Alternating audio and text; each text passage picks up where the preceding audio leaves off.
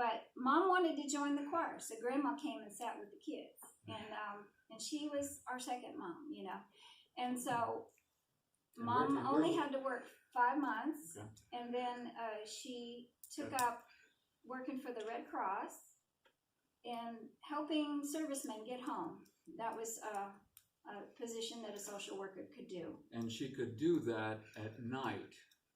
So she was up most of the night and then driving us to school the next day, and she'd catch a nap when she could. I think that set a pattern for her because she was up for the night the rest of her life. Mom was a bit of a night owl, yeah. Stirring around. Making noise when she didn't know she was doing it. Yeah, that was a pattern that she developed. I guess so. And you had something else? About that time, yeah. Well, it went from me, so it's okay. So Mom supported us. We were able to go to the school, and it was a blessing for us to be able to have what she had been praying for. What I was going to say, and this did come to me. What about Dada? Dada was my grandfather, and the oldest grandchild gets the name to the grandparents, right? So he was Dada. What about Dada? What happened to him? He was miserable about church. What happened to him? You want me to tell that? Well, why not? Well, my grandfather smoked for over 50 years, and he hadn't been in church most of his life, I don't believe. No. And so he didn't know exactly what he was missing, but he saw the happiness on his family faces when they came home from church, and he felt like he really wanted to be a part of that. He just didn't know how. So Grandma had a little hook in by crook. Grandma, about the smoking, she and my mom just started praying that he would stop smoking. And one day my grandmother looked at him and she said, "Russ, have you stopped smoking?" Now this is a 2-pack-a-day smoker for 50 years. That's pretty dedicated.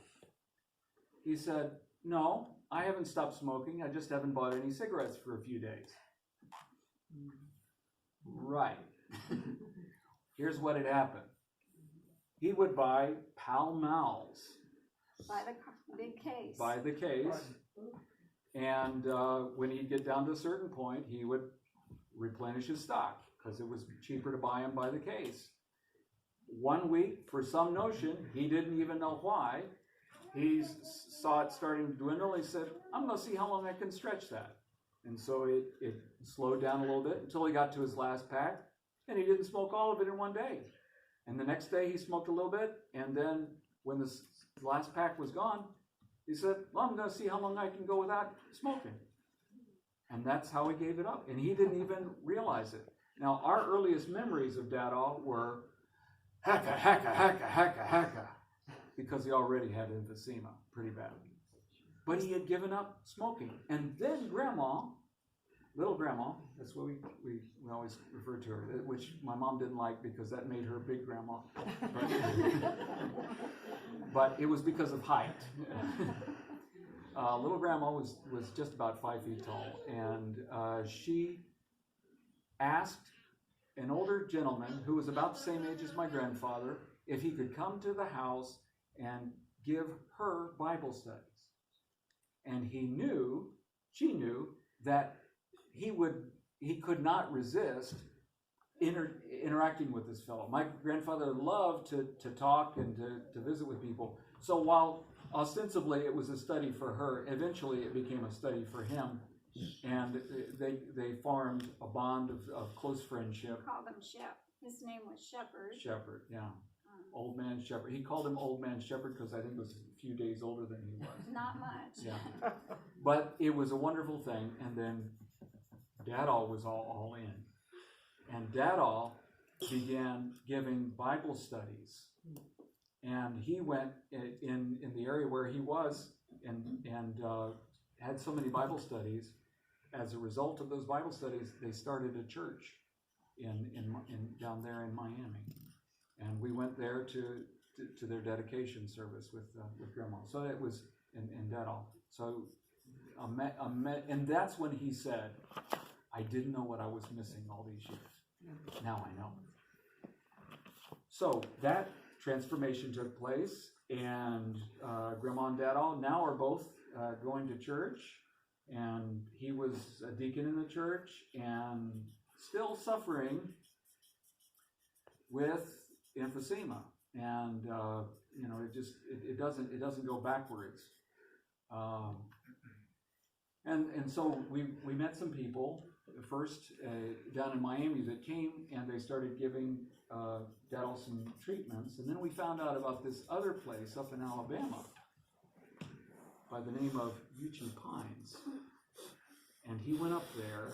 That was just about the time I was about to graduate from high school, 1975, and he went up there and he enjoyed it so very much, and he told us about it. And of course then we met the Dr. Agatha Thrash, and later her husband, who had started the place, back in the early 70s? 1970. That's right, yeah. So we can get some extra facts from Anne, who is Dr. Thrash's daughter. So we learned some things. He enjoyed it, and Mom kept in touch with Dr. Thrash. Whenever she had a medical issue, she would call her on the phone, and Dr. Thrash was so gracious to give her some time to suggestions. She learned about aloe vera. Oh, my mom used aloe vera for so many things, and it's a wonderful, wonderful thing. And other things she learned, and then she discovered, once I started college at that time, that they were going to have a seminar, and I said, Mom, I'd like to go. So we went. That was the winter of 1976. I went too. And you went too? Even though I was living in upstate New York. Okay. Yeah, she managed to get a plane ticket for me down. I don't think John was real happy. She left me all by myself. He was not happy, but I attended the seminar, and because of that, I decided when I became pregnant, if I ever became pregnant, that I would come to Uchee Pines and have my baby. And it happened, you know. And I think John flew me down, and he drove down, and I had our first son, Lucas, there. The midwife. Was it Heidi?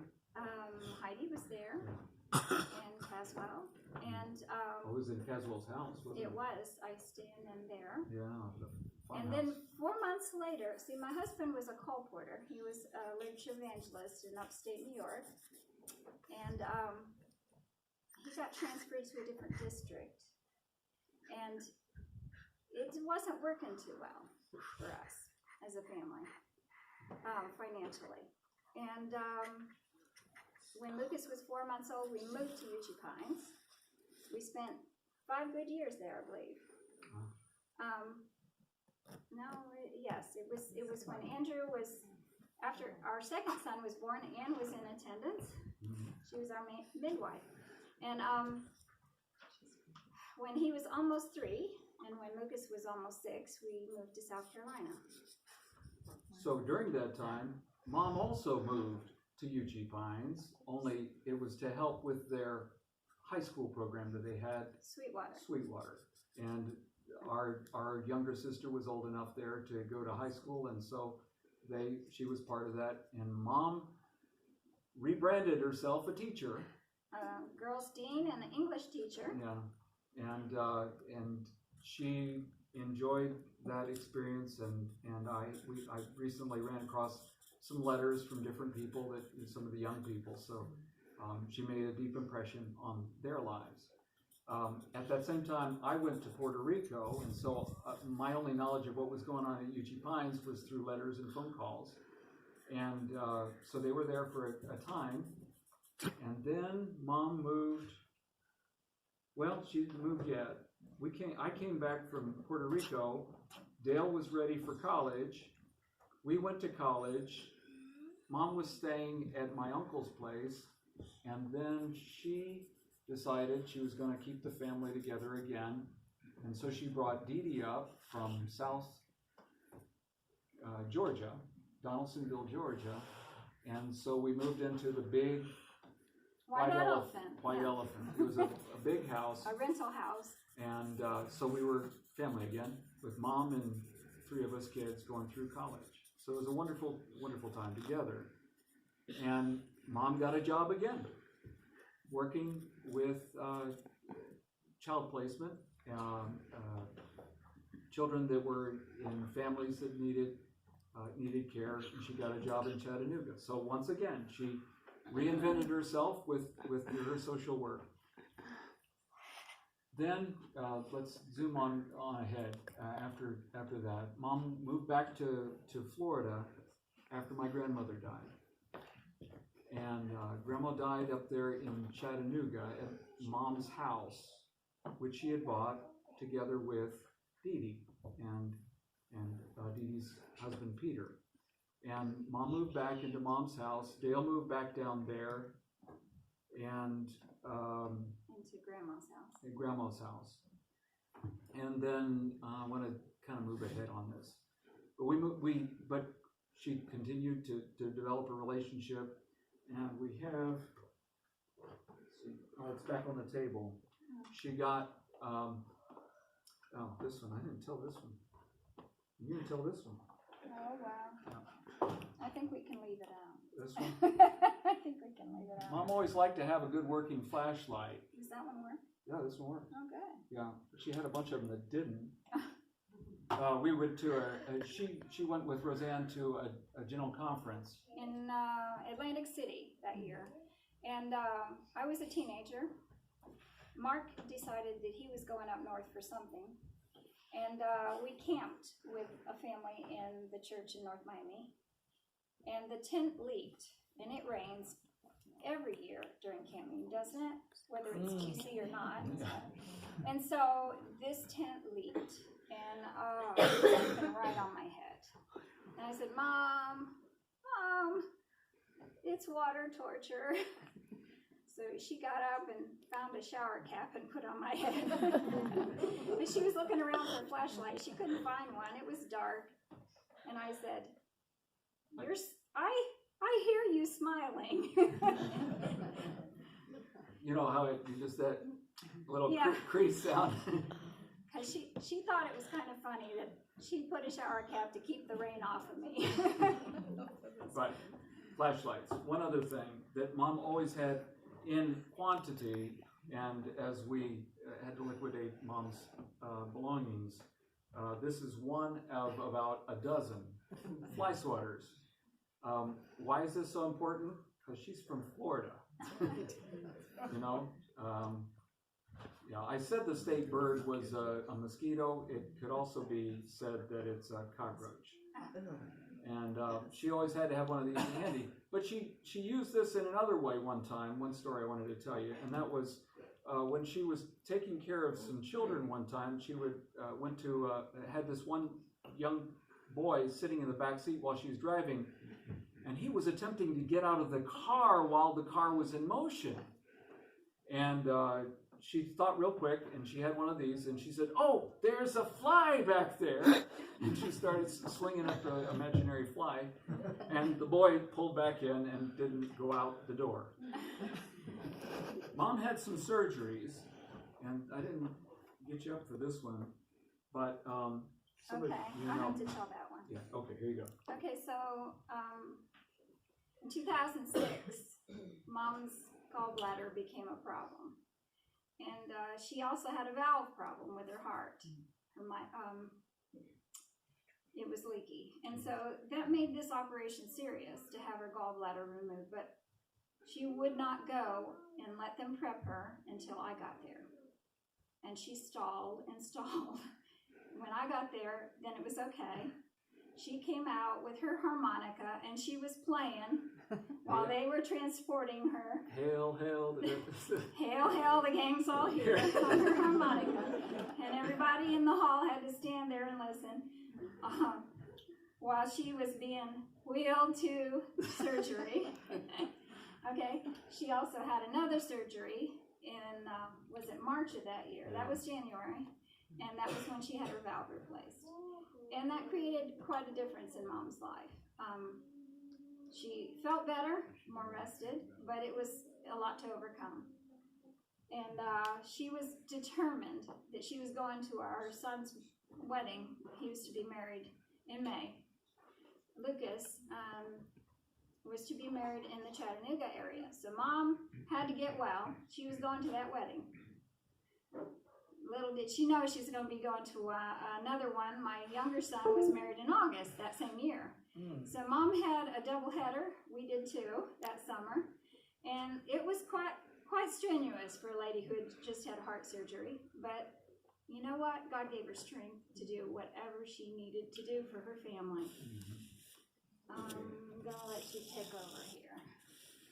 Well, she moved into a wonderful little place in North Miami Beach, right next to OSHA, and it was a historic house that belonged to the church. She loved it there, and it was a wonderful old Southern-style house that was built just the year after she was born, 1927, and it's in that bookmark picture that we handed you when you came in. Okay.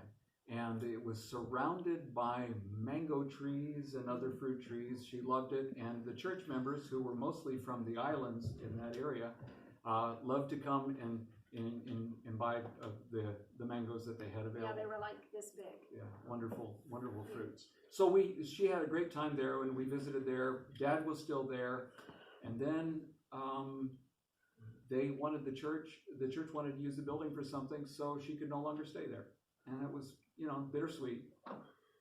Loved that congregation. They called it a little United Nations because people were from so many different places. And so we had to find a place for her. Well, it just so happened that my wife and I had purchased a house that we had not sold over the course of a number of years. Let's see, the last time we had lived in it was in 2000.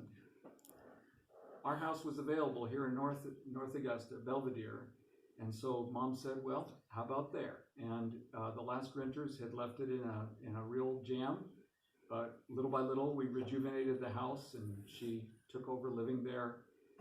Dad got unmanageable living in South Florida, and through one of our cousins, she said, why don't you come up and come for a visit, see Doris, Aunt Doris.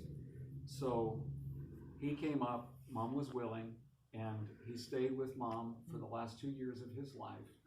It was a wonderful, wonderful experience, and for us, it was the most remarkable thing to call on the phone and to be able to talk to both of my parents on the same phone.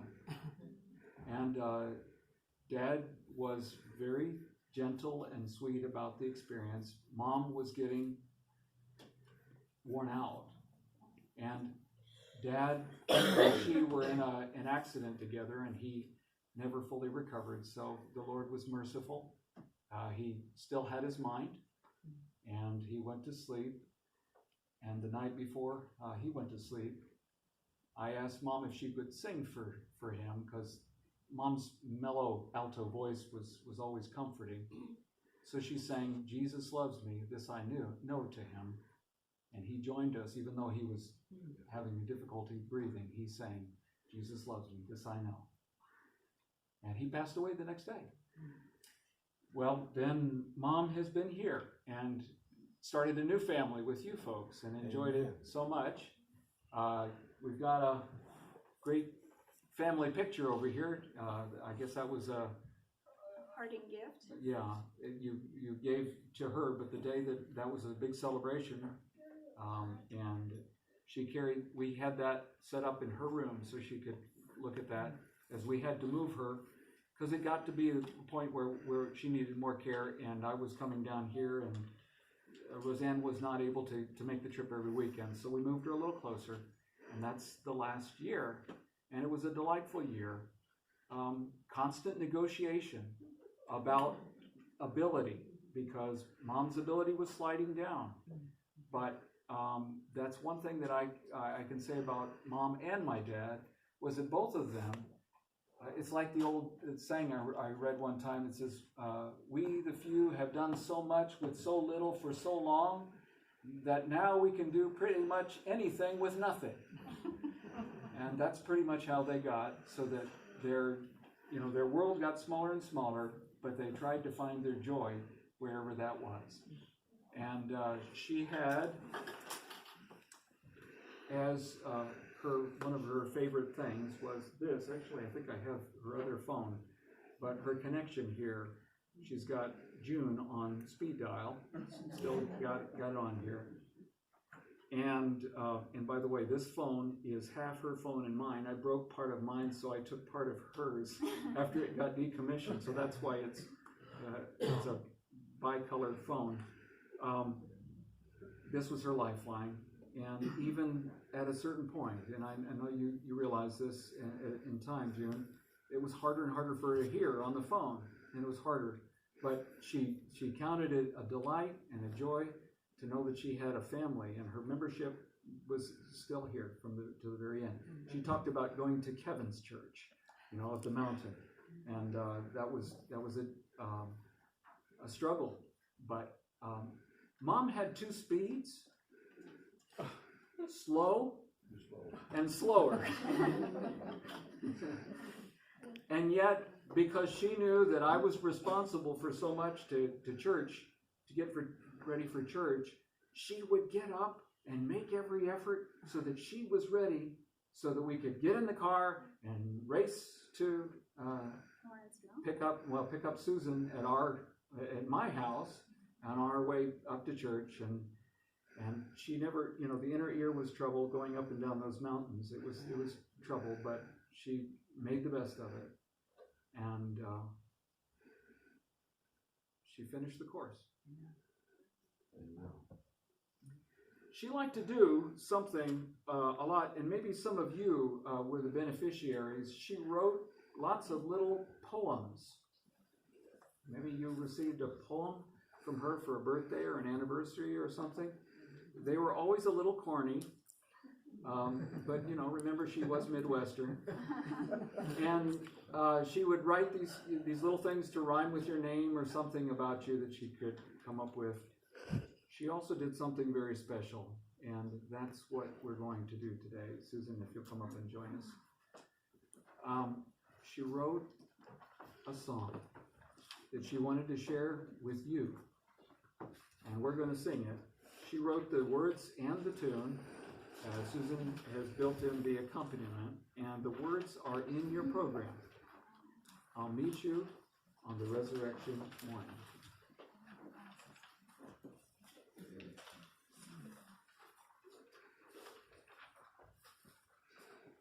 If you'd like to join us as you kind of figure out how it goes. I think maybe we should play it through one time. Well, okay, I can play some of it. It's got it in. I'll play through here.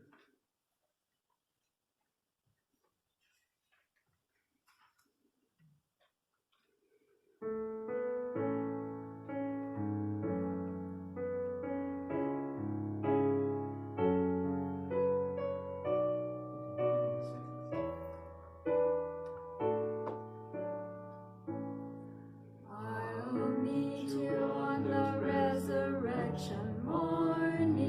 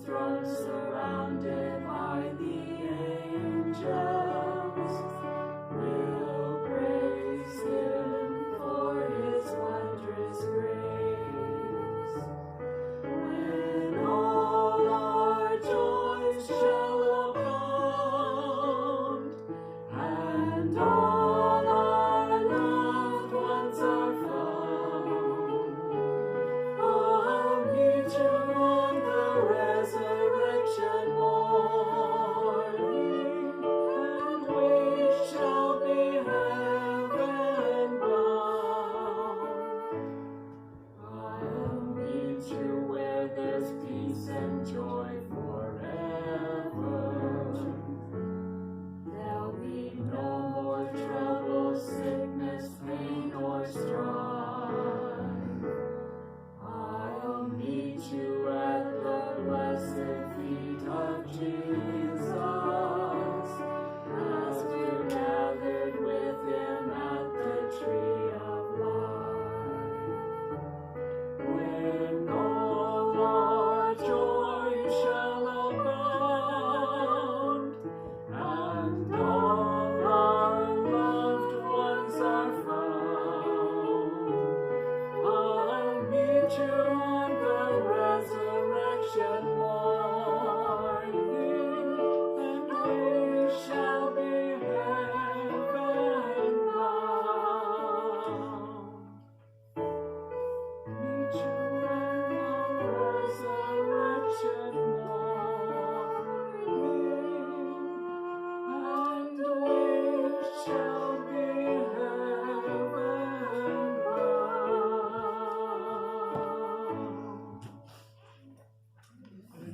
Pastor Ben, could you bring Dale up here? Brother Dale, he's on the phone.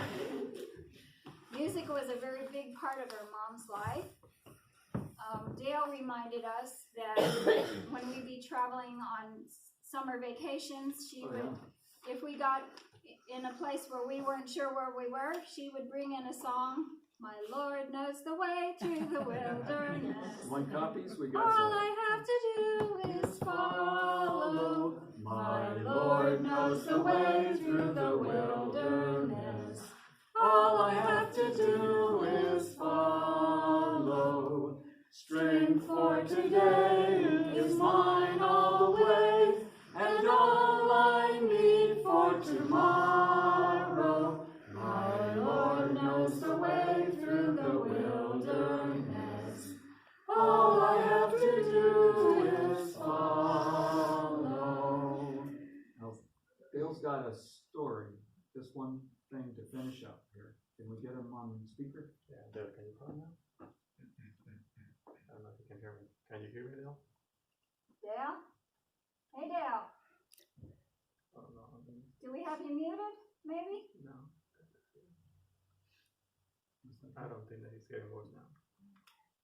Well, our brother really wanted to be here. We planned this specially to fit his schedule, but somehow it still didn't work out. I'm not sure if Kevin can relay the story he's talking about.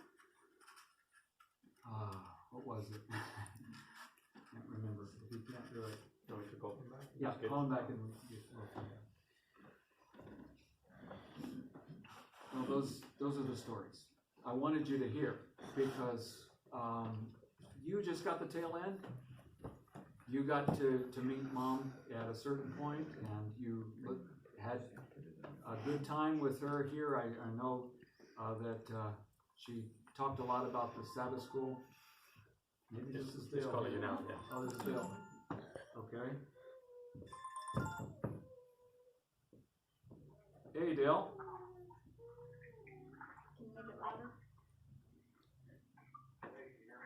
I can hear you. I'm going to try to get it so that they can hear you. I'm putting it up as loud as it can go here, okay? All right, you want to tell your story that you wanted to share with the congregation?